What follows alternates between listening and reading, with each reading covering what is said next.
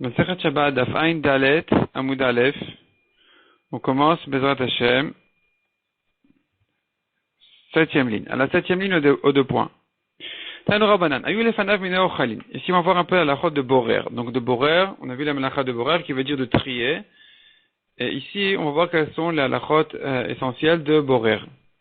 Donc, Tanu Rabbanan, Ayu lefanav mineo chalin. On a ici une braïta un peu difficile à comprendre, qui dit comme ça. Il y avait devant lui mineo chalin, des espèces d'aliments. Borer ve'ochel, il a le droit de trier et de manger. Borer ou maniach, il a le droit aussi d'ailleurs de trier et de laisser. Velo ivror, mais il n'a pas le droit de trier. Ve'imbirer, et s'il l'a fait, chayav khatat, il est chayav d'un korban khatat, donc c'est interdit de la Torah. Maïke Amar, que veut dire cette braïta? Elle se contredit. Elle dit que c'est permis et elle dit que c'est interdit. Amaroula répond à Gemara, Chike Amar. Voilà comment il faut lire la braïta. Borer ve'ochel lebo bayom, ou borer ou maniach lebo bayom. Il a le droit de trier sa nourriture pour la manger le jour même, ou pour la laisser et la manger ensuite le jour même. Ou les machar, mais de trier son repas pour le préparer pour demain, le ivror, ve'imbirer chayav khatat. C'est interdit de la Torah s'il a fait il chayav khatat. Matrifela Rav Chizda objecte cette explication de Oula dans la Braïta. Vechi mutar lefot lebo bayom, vechi mutar levashel lebo bayom. Est-ce qu'on a le droit de cuire du pain ou de cuire dans une marmite pour le jour même? Qu'est-ce que ça veut dire qu'il a le droit de trier pour aujourd'hui? Si trier c'est une melacha, quelle importance il a fait pour aujourd'hui ou pour demain? Est-ce qu'il aura le droit de cuire si c'est pour aujourd'hui? Et la Rav Chizda. Borer ve'ochel pachot mikashiur. Borer ou maniach pachot mikashiur. Il a le droit de trier et de manger si c'est moins que la quantité sur laquelle on est chayav. Il a le droit de trier et de laisser c'est-à-dire ne pas manger immédiatement, si c'est moins que la quantité sur laquelle on est chayav. Ou keshiur ou le ivror v'imbireh chayav khatat. Est-ce que la Braïta a dit que c'est interdit? Elle a parlé de quelqu'un qui va trier la quantité sur laquelle on est chayav. Donc s'il le fait, il n'aura pas le droit de le faire. S'il le fait, il est chayav khatat. Matrifla Rav Yosef. Rav Yosef objecte cette explication aussi. Qu'est-ce que ça veut dire qu'il a le droit de trier moins que la quantité? Est-ce qu'il est permis de cuire moins que la quantité? On sait bien que Chati Shiur Asur Mina Torah, même une demi-quantité est interdite de la Torah. Pendant qu'il pour, par exemple, celui qui mange moins que la quantité interdite, et moins que la quantité sur laquelle on est chayav karet, eh bien, il a transgressé quand même le Issour de la Torah. Ici aussi, on devrait dire que même s'il n'a pas trié la quantité sur laquelle on est chayav de la Torah, qui est gros guérette comme une figue, même s'il a fait un petit peu moins que ça même, ça devrait être interdit de la Torah. C'est vrai qu'il n'est pas chayav, il n'est pas chayav d'un korban, il n'est pas chayav karet, bemezid, il n'est pas chayav skila, on ne le tue pas même s'il était averti avec des témoins, mais c'est quand même interdit de la Torah. Donc qu'est-ce que ça veut dire qu'il a le droit de trier moins que la quantité? Et la Rav Yosef, troisième explication. Borer ve'ochel bayad, borer ou maniach bayad. Il a le droit de trier s'il est fait avec les mains. Avec les mains, c'est tellement pas la manière normale de trier qu'il a le droit de le faire a priori. Par contre, bekanon ou betamchouy lo ivror. On a un deuxième degré qui serait interdit de miderabanan. Les chachamim ont interdit de trier bekanon ou betamchouy. Donc là, ce sont des récipients dans lesquels on n'a pas vraiment l'habitude de trier, donc c'est pas interdit de la Torah. Mais puisque c'est déjà dans un récipient, alors c'est déjà interdit miderabanan. Veimbirer patour avalasur. S'il a quand même fait, il est patour, malgré que c'est interdit miderabanan. Rashi explique qu'est-ce que c'est que le canon. Rashi explique bekanon qui dit et, c'est un récipient en bois. Sheosin ken tinor achav mileacharav vekatzar milefanav. Comme un tuyau qui est large d'un côté et étroit de l'autre. Ou balem atber aussi moto. Les gens qui font des pièces, ils le font. Ve'aborer bokitnit, revenons à notre sujet. Ve'aborer bokitnit, celui qui veut trier là-bas des légumineuses. Noten kitnit de makom arachav ou menan neo. Il rentre d'un côté, il rentre du côté large, et il le secoue. Ve'akitnit mipnei sheus galgal. Et puisque les légumineuses sont rondes comme un ballon, mit galgel veyored derechpi vakatzar, ça roule et ça tourne, ça descend jusqu'au côté étroit, ve'absolet nishar bakli, et les résidus restent dans le récipient. Ça, c'est patour avalassour. Ça, c'est interdit midrabanan, mais s'il est fait, il est patour, il est pas chayav, c'est pas interdit de la Torah. Pourquoi Rachid dit, mutar lechatrila lo ave, permis a priori, ce n'est pas, de dami lebrera, car ça ressemble quand même à trier. Mais chayav khatat lo ave, et il n'est quand même pas chayav khatat, de qu'il a chariadou. C'est comme le faire du côté du dos de la main. C'est pas la manière normale, essentielle, ou de trier. Deikar brera ben pas avec vara, car la manière a priori de trier se fait plutôt avec un tamis, ou ce qui ressemble à un tamis. Aval beyad lodami le borer klal. Mais s'il est fait avec les mains, vraiment il ne ressemble plus du tout à la melacha de borer, donc ça sera permis. Donc finalement, selon Rav Yosef, on a 3 degrés. Avec la main, c'est permis a priori. Avec le canon vetamrouille, qui sont des genres de récipients dans lesquels on n'a pas vraiment l'habitude de le faire, de trier là-bas, mais c'est quand même interdit midirabanan, parce que ça commence déjà à se rapprocher d'un borer. Et enfin, s'il a fait, on reprend dans la Gemara, ou benapa ou bekvara, ou bekvara en début de ligne au milieu de la page. Donc, ou benapa ou bekvara, lo ivror, s'il il veut trier avec un tamis, ou kvara, c'est aussi un genre de tamis, il n'a pas le droit de le faire. Ve'imbera chayav khatat, s'il a quand même fait les chayav khatat interdits de la Torah. Parce que c'est la manière idéale de trier. Mat kifla Rav Hamnuna. Rav Hamnuna repousse cette explication aussi. Mide kanon vetamchui ktane, est-ce qu'il y a écrit dans la Braïta ici kanon vetamchui? Qui c'est qui les a rentrés dans la Braïta? Et là, Rav Hamnuna, encore une explication dans la Braïta. Borer veochel, ce qu'on a dit qu'il a le droit a priori de trier, c'est ochel mitoch absolet, de sortir le bon du mauvais. Borer ou maniar, ce qu'on a dit qu'il a le droit aussi de trier, de laisser, c'est pareil, ochel mitoch absolet. Il prend le bon du mauvais, c'est permis. Même s'il ne le mange pas immédiatement. Psolet mitoch ochel lo ivror, vimbirer chayav khatat. De sortir le mauvais du bon, il n'a pas le droit de le faire parce que c'est ça la manière classique de trier en général. S'il a fait, il est chayav khatat interdit de la Torah. Mat kifila Abaye. Abaye l'objecte aussi. Mide ochel mitoch psolet ktane. Est-ce que la Braïta ici, elle a parlé du mauvais, du bon, du mauvais? Est-ce qu'on a parlé ici de sortir le bon du mauvais, le contraire? Et la Abaye. Abaye propose encore une explication dans la Braïta. Borer veochel le altar, ou borer meniach le altar. On a le droit de trier si c'est pour manger immédiatement. Donc il peut trier et manger immédiatement, trier et laisser pour le repas qu'il va manger tout de suite. Ou les bobayom lo ivror, mais de trier pour laisser pour plus tard, même dans la journée, il n'a pas le droit de trier. Veimbirer naasa ke borer le otsar, et s'il a quand même fait, il a quand même trié pour plus tard. C'est comme s'il avait trié pour mettre dans le otsar, dans ses caves, vechayav khatat, et donc c'est vraiment une manière essentielle de trier pour plus tard, pour les jours suivants, et donc dans ce cas-là, il est chayav khatat, c'est interdit de la Torah. Amarua Rabbanan Kamed Rava, les Chachamim ont dit cette explication de Abaye devant Rava, Amar Leo, et Rava leur a dit, Shapir Amar Nachmani. Nachmani, c'est le nom de Abaye, le vrai nom de Abaye, il a bien dit. Donc ici on a terminé en fait l'explication de la Braïta, la Lacha elle est connue. Dans la Lacha on tient comme plusieurs de ces explications de la Braïta, donc pour permettre de trier, il faut vraiment qu'il y ait plusieurs conditions. D'abord, que ce soit fait avec la main. Ensuite, qu'il trie pour manger immédiatement, ou dans le repas qui suit tout de suite. Et le bon du mauvais. Mais, de sortir le mauvais du bon, c'est interdit. De trier avec un récipient, c'est interdit. Et de trier pour plus tard, c'est aussi interdit. On continue dans la Gemara. Ayu lefanav shne mineo chalin, celui qui avait 2 espèces d'aliments devant lui. Ou birer ve'achal ou birer ve'eniach. Il a trié, il a mangé, il a trié, il a laissé. Ravashi matne patour, Rabbi Yirmiyah midifti matne chayav. On a une marloquette ici, selon Ravashi on a enseigné patour dessus. Selon Rabbi Yirmiyah, on a dit chayav. Ravashi matne patour va'atani chayav. Comment est-ce que Ravashi a enseigné patour? Pourtant on a vu déjà qu'il est chayav.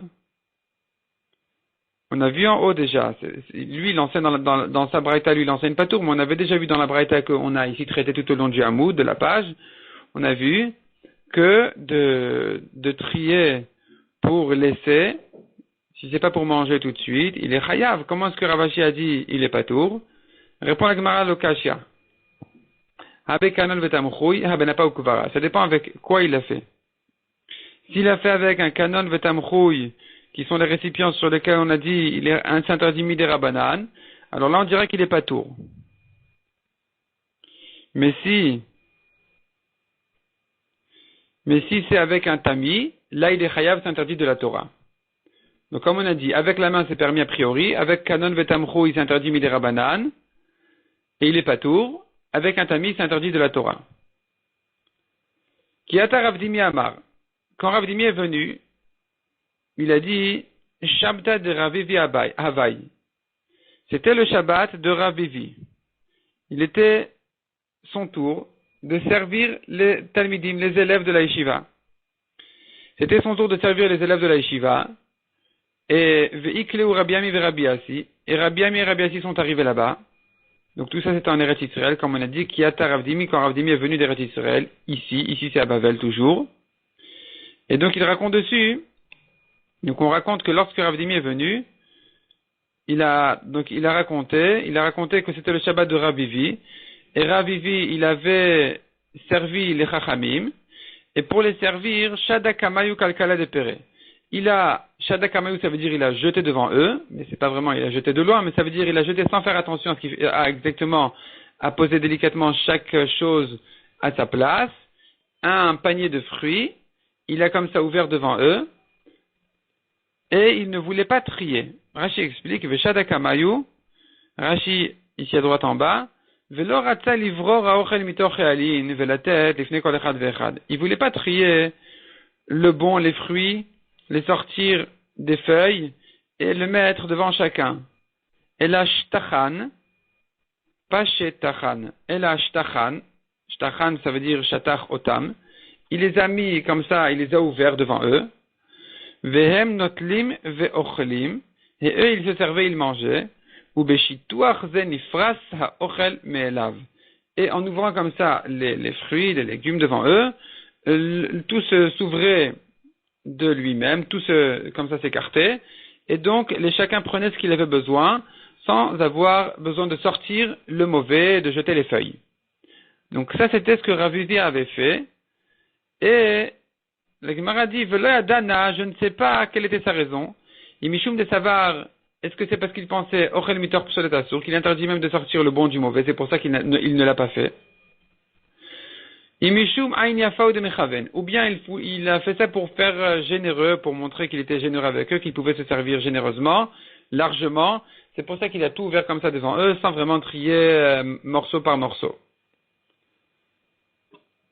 Nouvelle halakha dit la Gemara Chizki Amar, Aborer Turmusim.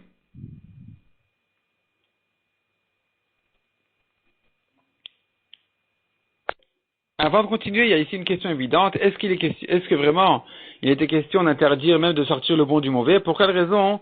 La Gemara sans doute. Est-ce que sa raison était de ne pas sortir, d'interdire de sortir le bon du mauvais? Ou bien non, il a fait ça que généreusement. Il aurait pu sortir le bon du mauvais, ça c'est évident que c'est permis. Alors voyons Tosfot tout en bas.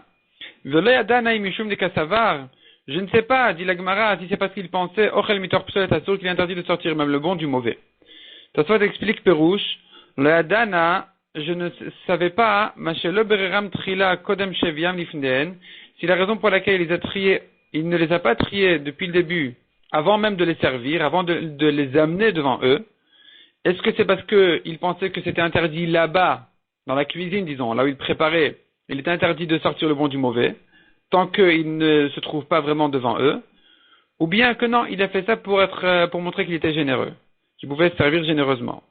Aval en efaresh dit Tosfot, on ne peut pas expliquer ici que Mashelo Be'eram Beshash Niach Lifneem, qu'ici la Gemara vient expliquer la raison pour laquelle il ne les a pas triés quand il les avait déjà posés devant eux. Deimken, parce que si c'est de ça qu'il s'agit, Maïke Amar Imishum de Kasavar, qu'est-ce qu'on veut dire par là? Que je ne sais pas si c'est parce qu'il savait, si c'est parce qu'il pensait Ochel Mitor Psolet Asur, qu'il interdit de sortir même le bon du mauvais. De'alekule Alma Sharinan Ochel Mitor Psolet Le'altar. On a bien dit que selon tout le monde, il est permis de sortir le bon du mauvais, si c'est pour s'en servir tout de suite, pour manger tout de suite. Donc, toi, tu vas dire qu'il est clair qu'ici, dans la Gemara, on n'est pas en train d'expliquer la raison pour laquelle il n'a pas trié devant eux. Devant eux, c'est sûr qu'il pouvait trier le bon du mauvais. Sortir le bon du mauvais, c'est sûr qu'il pouvait le faire. La Gemara explique pour quelle raison il ne l'a pas fait dans la cuisine déjà, quand il les a préparés là où il était, au début, avant de les amener, est-ce que la raison pour laquelle il n'a pas trié, c'est parce qu'il pensait que c'était interdit même le bon du mauvais là-bas? Ou bien, non, ou bien la raison elle est parce qu'il voulait leur montrer qu'il leur donne généreusement tout le panier rempli. Voyons la halakha suivante. On continue donc dans la Gemara, 3 lignes d'en bas. Chizki Amar. Haborer turmusim mitor psolet. Turmusim, c'est une sorte de légumineuse aussi, de kitniot. Et donc, il les trie, mitor psolet shelen, il sort le bon du mauvais. Chayav, il est chayav de la Torah, alors qu'il a sorti le bon du mauvais. Comment est-ce possible? Lema kasava Chizkia ochel mitor psolet asur. Disons, dit la Gemara, que Chizkia pense que même le bon du mauvais c'est interdit. Répond la Gemara, non. Shani turmusim. Ce tourmousse en question, il est différent. On tourne la page. Des shalkele shiva zimne. Car on le cuit 7 fois. Il est tellement amer qu'il faut le cuire beaucoup, beaucoup. Et une fois qu'on l'a cuit 7 fois, vilo shaklile masrach. Si on ne le prend pas tout de suite, il va complètement se décomposer, il va s'abîmer. Ou que psolet mitoch ochel dami. Et donc il ressemble comme psolet, le mauvais, mitoch ochel du bon. Rashi explique, des shalki le shiva zimnin, on le cuit 7 fois, les motkan, pour l'adoucir. Vilo shak le ochel mitoch apsolet. Et si on ne le prend pas le bon du mauvais, mitoch shurach, il est tellement mou, venimok, qui va s'écraser, il va s'abîmer, à l'aider chez Nishla Karbe tellement il était cuit, masrach, donc il va s'abîmer comme ça. Veilkar ochel nami, même le bon, kolzman shemourav, autant qu'il est mélangé dedans, dans cette sauce-là, avec ipsolet. Il est comme le mauvais. Omiyu ochelu. Cependant, il est quand même le bon, c'est quand même ça l'aliment, c'est ça ce qu'on mange. Umachmirin ale leme vehaou de shakil. Et simplement, on prend une khumra, on est machmir de considérer cette chose-là qu'il est en train de sortir ici de ce mélange-là, qui est psolet mitoch ochel, comme le mauvais du bon. Parce que s'il le laisse là-bas, il va tellement s'abîmer, il est tellement mou, qu'il va s'abîmer, on le considère donc comme le mauvais. C'est comme s'il était déjà le mauvais. Ça, c'est une explication de Rashi. Rashi en propose encore deux autres. Veli nire dit Rashi, aborer tourmoussi mitoch psolet shelahen, qu'est-ce que ça veut dire? Donc il sort le tourmousse de ces psolets de son mauvais. Mishesh lakan pa'amachat, une fois qu'il a cuit une première fois, memarkin ou me'ari notanamaim, on vide l'eau, ou borer amtulaot shelahen, et il sort les mauvais, les véreux, kemo sheosin nefulin, comme ce qu'on fait pour les fèves. Vechen bechol pa'am ou pa'am, et à chaque fois, pareil pour chaque fois. Chaque fois qu'il le cuit, il ressort à chaque fois les mauvais. Veze borer ha'ochel ou maniach apsolet. Et celui-là, il sort le bon, et il laisse le mauvais. Viloshal kele, masrach. Et s'il ne le cuit pas, il va s'abîmer. Garsinan. Donc ici, d'après cette version-là, il faut dire au lieu de viloshak lele masrach, dans la Gemara, il faudra dire viloshal kile masrach. S'il ne le cuit pas encore, il va s'abîmer. Hilkach mishesh lakum pa'amaim veshalosh. C'est pour cela que même une fois qu'on l'a cuit 2-3 fois, Chashiv le psolet, on l'appelle encore une psolet du mauvais. Le tourmousse, il s'appelle encore le mauvais. Oil vishavik leu hachi, car s'il le laisse comme ça, de le hadar shalik leu, il ne le cuit pas à nouveau, masreche, il va s'abîmer. Et donc, ukshu notlan mitor she'ar minin, gruin amuravin ben. Et donc, quand il sort même le tourmousse, le vrai, le bon, du reste, des autres espèces qui sont mauvais là-bas, qui sont mélangées avec, qui est psolet mitor ochel dami. C'est comme s'il sortait le mauvais du bon. Car les autres espèces qui sont mélangées avec lui, ils vont pas s'abîmer. Des gamar le bishula yupam rishona ushnia, car on a terminé leur cuisson la première et deuxième fois. Donc finalement, on pourrait quand même regarder cette chose-là, considérer cette chose-là comme s'il sortait le mauvais du bon. C'est pour ça que c'est interdit les chayav. Troisième explication d'Irachi, Verabenu alevi garis veish kidele masrach. Si on le prend, on le sort, il va s'abîmer. Quand il le sort, il s'écrase entre ses doigts et il s'abîme. Et donc c'est pour ça que je considère celui-là, ce tourmousse en question qu'il a sorti avec ses doigts, je considère comme le mauvais, parce qu'il s'abîme entre ses doigts, il s'écrase. Et le reste, on le considère encore, ce qui reste dans la marmite, on le voit encore comme bien, comme bon, puisqu'il ne l'a pas écrasé entre ses doigts. Donc, jusqu'à ce qu'il le prenne à lui aussi, il nous semble ce qui reste dans la marmite comme le bon, et ce qu'il est sorti comme le mauvais parce qu'il s'écrase entre ses doigts. Donc finalement, ça apparaît ici comme un mauvais du bon. C'est pour ça que c'est interdit. On continue dans la Gemara à la deuxième ligne.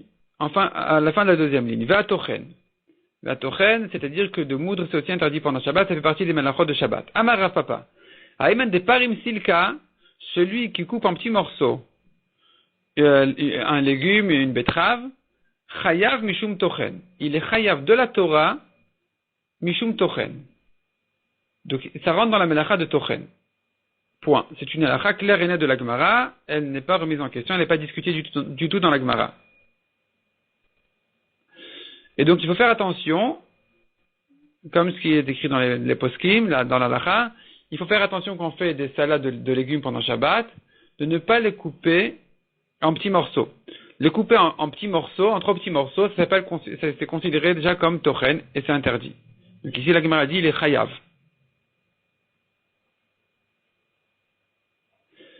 On continue dans la Gemara, la chase suivante, Amarav Menaché. Haïman de salitzil, t'es pareil pour quelqu'un qui coupe en petits morceaux, des morceaux de bois, des petits bois, et il les coupe en morceaux plus fins pour pouvoir les allumer. Chayav mishum tochen. Lui aussi, il s'appelle tochen. C'est comme si il était venu faire de la farine, du blé, et donc il est chayav. Amaravashi. Il kapida mashrata, s'il fait attention aussi à la taille précise des bois qu'il coupe, de là où il les coupe, chayav mishum mechater. Il est chayav aussi mishum mechater. Donc il est chayav parce qu'il a coupé selon une taille précise. Celui qui coupe quelque chose selon une taille précise, il est chayav mishum mechater. Ça fait partie de la melacha de mechater, de quelqu'un qui coupe le parchemin selon la taille qu'il a besoin. Et donc c'est encore une melacha. Ve'alash ve'ofé. On a vu encore dans la Mishnah celui qui cuit, qui pétrit, ve'ofé et qui cuit le pain. Amar Rafapa, Shavaktana didan bishul sammanin, de'ava b'mishkan. Rafapa, il dit, notre Tana, Rafapa, il s'étonne un petit peu, notre Tana, il a abandonné, il a laissé la cuisson sammanim de'ava b'mishkan. Sammanim, c'est des espèces qu'il y avait dans le mishkan pour faire les couleurs, la peinture. Venakat ofé, et il a saisi plutôt la cuisson du pain. Comment ça se fait? Explique la Gemara, Tana didan sidura de pat nakat. Notre Mishnah, elle a voulu enseigner la série de melachot qui se fait pour le pain, et c'est pour ça qu'elle a terminé par ofé, qui est la cuisson du pain, et non pas mevachel. Mais en réalité, c'est pareil. Bishul ou afia, donc la cuisson dans l'eau, dans une marmite, sur le feu, ou bien la cuisson d'un pain dans un four, c'est pareil, c'est la même melacha. Amar Avacha Baravavira. Haïman de Shada Siktala Tuna, celui qui jette un clou dans le feu pour le durcir, Chayav, Mishum Evachel. Il est Chayav comme quelqu'un qui a cuit. Donc quand on parle de cuire, on ne parle pas que de cuire des aliments, on parle même de la cuisson d'un métal. De cuire des métaux, ça s'appelle aussi cuire, il est Chayav. Pshita, c'est évident. Maouletema, qu'est-ce que tu aurais pu dire? Il ne vient que le durcir, donc c'est le contraire de la cuisson qui vient ramollir. Kamash Malan, il vient nous apprendre que non, il est quand même chayav. Pourquoi? Parce que pour durcir ce métal, alors on est obligé de le ramollir d'abord. Il y a d'abord tout son liquide qui sort, il se ramollit, et une fois que le liquide est sorti, il devient dur. Donc des mirfar rafé, vadar kamit. Au début, il se ramollit et ensuite il durcit. Et donc, quand tu dis je l'ai durci, c'est pas vrai, tu l'as ramolli d'abord. Et donc tu es chayav mishum et vachel. Ça s'appelle cuire. Donc quand on parle de cuire, on parle même de cuire même un clou. Amar Rabba Baravuna. Haïman d'artar kufra, celui qui a fait bouillir le kufra du goudron, chayav mishum et vachel. Il est chayav aussi comme quelqu'un qui a cuit. Pshita, c'est évident. Maudetema kevan dadar veikusha. J'aurais pu croire que puisque ça durcit après emalo, alors j'aurais dit que non, il n'est pas chayav mishum mevachel, ça s'appelle pas cuire. Kamash malan que si. C'est mevachel, c'est cuire. Amarava. Haïman deavad chavita. Celui qui construit, qui fabrique un tonneau, chayav mishum shevachataot. Il est chayav 7 fois, il a fait 7 melachot qui sont cités dans Rashi. On verra ensuite. Tanura chayav mishum shmone chatot. Celui qui fabrique un four, il en a fait 8 melachot. Donc il est chayav de 8 chatot. Amar Rabbi Haïman deavad chalta. chayav achat esrei chataot. Celui qui a fait une ruche, il est chayav de 11 chataot. Vei chayte le poumé, et s'il a cousu le bord, chayav shlosh esrei chataot, il est chayav de 13 chataot. Et Rashi nous fait la liste de toutes les melachot qui ont été faites dans la fabrication de ces choses-là. Alors voyons Rashi, chavita shel cheres, celui qui fabrique un tonneau, dit Rashi, en argile. Sheva chataot, quels sont les 7 chataot qu'il a fait? Quels sont les 7 melachot qu'il a fait? Tochen aregavim, veshochakan adek, have tochen. D'abord, il prend les mottes de terre, les morceaux de terre, il les prend, veshochakan adek, et il les moue en petits morceaux, il les broie. Have tochen, il a fait déjà la melacha de tochen. Ça fait 1. Uborer atzorot agasot mitochan areshtaim. Ensuite, il trie les cailloux de la terre en question. Il les sort, ça fait 2. Ça fait borer. Umar kidan benapa, ensuite, il est tamise dans le tamis, et ça fait 3. C'est meraked. Umegabel atit dain ulash. Et ensuite, il pétrit la terre, l'argile, le ciment en question, ça fait pétrir, c'est lâche. Ça en fait encore une melacha de plus. Ensuite, il lisse, il prend l'argile et lui donne une forme bien claire. Et donc, il doit lisser l'argile, la forme du tonneau qu'il veut faire. Aré memachek. C'est la melacha de memachek. Comme celui qui avait lissé le parchemin, il avait enlevé tous les poils. Umavir et taour bakivshan. Ensuite, il allume le feu dans la fournaise, ça en fait 1 de plus, c'est mavir. Umetzarfo betocho aramevachel. Et il fait durcir le tonneau dedans. Et donc, il a la melacha de mevachel, il a cuit là-bas. Et voilà comment on est arrivé à ces 7 melachot. Rashi précise, chiyuva de chofer eleka, on ne peut pas ajouter ici une melacha de plus, qui était de creuser pour sortir la terre, pour en faire de l'argile, deinot tarich el alafara, comme on a vu, on n'est pas chayav pour cette melacha, puisqu'il n'a pas besoin ici de creuser pour obtenir un champ labouré, un champ ramolli, creusé. C'est pas ça ce qui l'intéresse. Ce qui l'intéresse, c'est la terre. Et donc, ça s'appelle melacha shenatricha legoufa. C'est une melacha qui n'est pas nécessaire pour elle-même, et donc on n'est pas tour dessus. Donc, il nous en reste quand même 7 autres. Maintenant, si c'était un four, tanour, chayav shmone, on continue dans Rashi, il est chayav de 8 melachot. Alors Rashi explique, des lachach et tirfo bakivshan, car une fois qu'il a terminé de le durcir dans le four, dans la fournaise, hutach alav tfela, il l'enduit, tfela, donc il ajoute tout autour du four encore une épaisseur, shiehe av, pour qu'il soit épais, vechumo mitkayem, afin que sa chaleur reste bien à l'intérieur, bien chaude, veugmar melarto. Et ça, c'est la fin de sa préparation.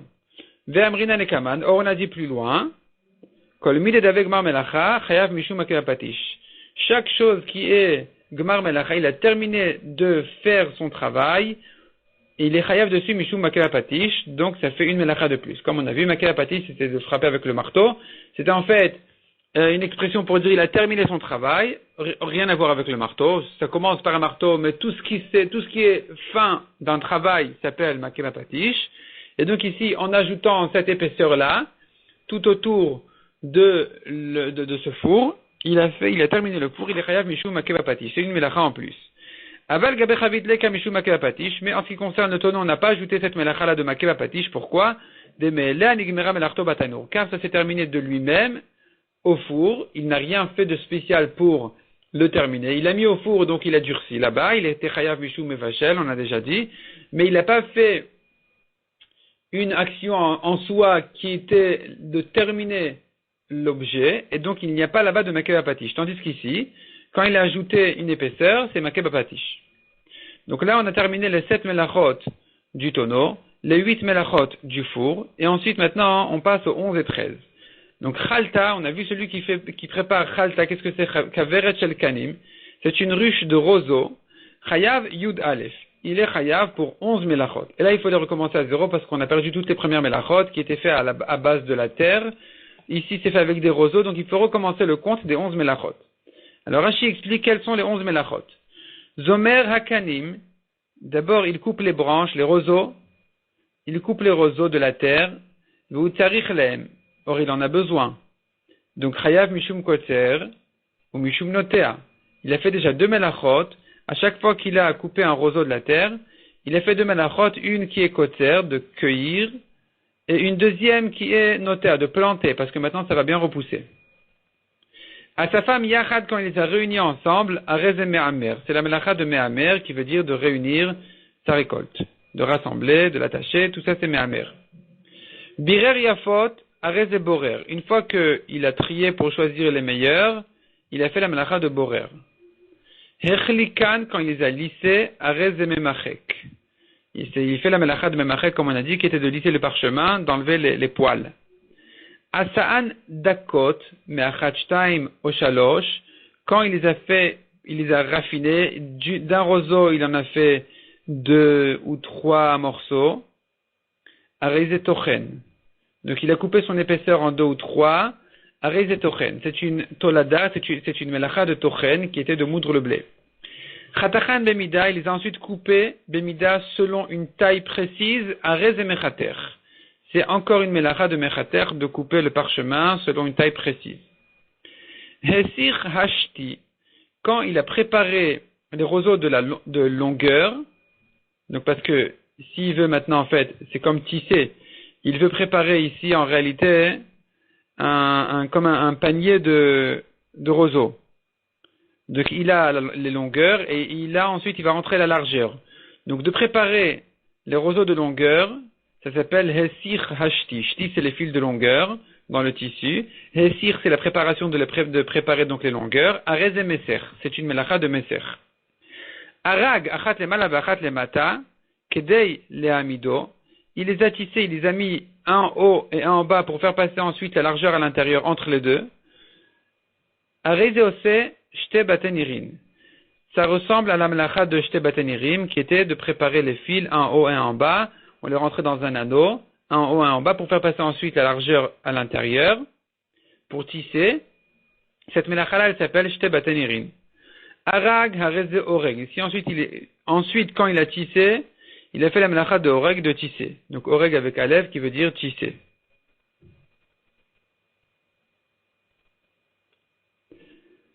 Chatach, le'achar, arigata.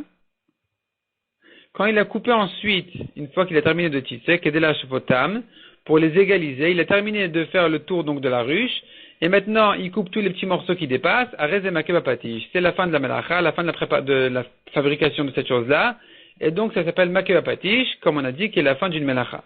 Kedamrina nekaman, comme ce qu'on a vu plus loin, Rashi ramène une preuve du daf suivant, comme quoi on appelle ça makeba patish. La Gemara elle dira plus loin dans le daf suivant, Haïman de shakil akoufe miglime, Chayav mishum makeba patish. Celui qui prend de son vêtement, il sort les petits morceaux de laine qui dépassent encore, qui n'ont pas été retirés à la fin du tissu. Il est chayav mishum makeba patish, c'est la fin de la fabrication de son pull, par exemple. Et donc il est chayav mishum makeba patish, celui qui fait pendant Shabbat, pareil ici, quand il a coupé pour égaliser, il est chayav mishum makeba patish. Harei Yud Aleph, ça fait enfin 11 melachot pour cette fabrication-là. Veichaïte les poumées, on a vu, je continue toujours dans Rashi, Veichaïte les poumées, s'il a cousu le rebord de cette ruche en question, la sot la safa, pour lui faire un joli rebord, Hosef kan tofer ve kosher, ajoute encore 2 melachot qui sont coudre et faire un nœud. Chez Tarich Likshor, la charat fira, car il faut faire un nœud une fois qu'il a terminé de coudre. Donc on a terminé, ici on a terminé les 13 melachot de la fabrication de cette ruche en roseau. Rashi ajoute encore une précision très importante. Au Mishum bonele kalechiyuve, mais si tu veux me dire, il a construit quelque chose ici, donc on devrait lui ajouter encore une melacha de bonnet, de construction. Non, le kalechiyuve, on ne peut pas le rendre chayav pour ça. Lo bechavit, velo betanour, velo bekaveret, ni dans le tonneau, ni pour le four, ni pour la ruche. Des en binyan bekelim, car on ne considère pas la construction d'un récipient comme binyan, comme une construction. Rashi continue encore avec d'autres précisions. Pour quelle raison on n'ajoute pas encore d'autres melachot? Mais en tout cas, on a terminé ici déjà la liste. Des 7 pour le tonneau, 8 pour le four, 11 et 13 pour la ruche. À la dernière petite ligne. Agozez et atzemer vamelabno. celui qui tond la laine et qui la lave. C'est encore 2 melachot des 39 melachot de Shabbat. Amar Rabba Bar Chana Rabbi Yochanan. Hatovet Tsemer Shal Gabe Behema, celui qui file la laine sur l'animal vivant, de son vivant, il prend la laine et il commence à en faire des fils. Beshabbat, Chayav Shalosh Chatot. Il est Chayav pour 3 melachot. Achat Mishum Gozez, Ve'achat Mishum Menapet, Ve'achat Mishum Tove. Donc il a fait 3 melachot ici. D'abord Gozez, il a tondu la laine ensuite. Ve'achat Mishum Menapet, il a dû la peigner. Et ensuite, Ve'achat Mishum Tove, et une parce qu'il a filé. Rav Kana Amar, Rav Kana n'est pas d'accord avec ça, et lui il dit, En derech gziza bechach, c'est pas une manière normale de tondre une fois qu'il a déjà filé, ou bien, il y a une autre explication, le Gaon de Vilna donne 2 explications à cette chose-là de tondre, qu'est-ce qui a été tondu ici? Soit on va dire, il a tondu après l'avoir filé, c'est pas une manière normale de tondre, donc il est pas tour, soit, on pourrait dire que ça s'appelle tondre la laine parce qu'elle ne peut pas pousser comme ça. Elle ne va pas continuer à pousser. Et donc, j'aurais pu croire que ça s'appelle tondre, et Rav Kana vient nous dire que non, c'est pas une manière normale de tondre, donc il n'est pas tour. Vender menapetz bekach, et c'est pas non plus une manière normale de peigner la laine. Vender tivui bekach, et c'est pas une manière normale de filer, donc il n'est pas tour. Demande à Gemara Velo, est-ce que c'est pas une manière normale, au contraire? Ve'atanya mishmed Rabbi Nechemia, Shatouf Baizim, Vetavu Baizim.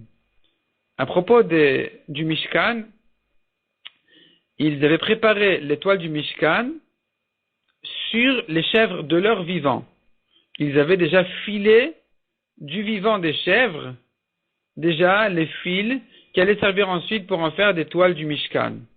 Et donc c'était là-bas Shatouf Baizim, c'était lavé sur les chèvres de leur vivant. Vetavu Baizim et filé Baizim sur les chèvres elles-mêmes. Donc on apprend du pasuk, c'est écrit, dans le pasuk c'est écrit Baizim, on entend de là dans les chèvres même de leur vivant. Al matvia al gabe behemash matvia, donc tu vois que de faire les fils sur l'animal de son vivant, ça s'appelle tvia, c'est une melacha. Répond la Gemara, non. Chochma yetera shani. Là-bas, les femmes qui faisaient ça, elles avaient une chochma spéciale.